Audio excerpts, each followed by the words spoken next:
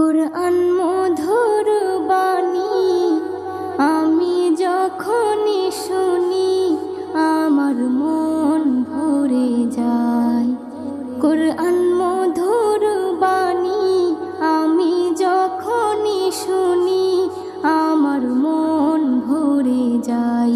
শোনো মুমিন মুসলমান, পড়ে দেখো না কুরআন, কত শান্তি পাওয়া যায়। কুরআন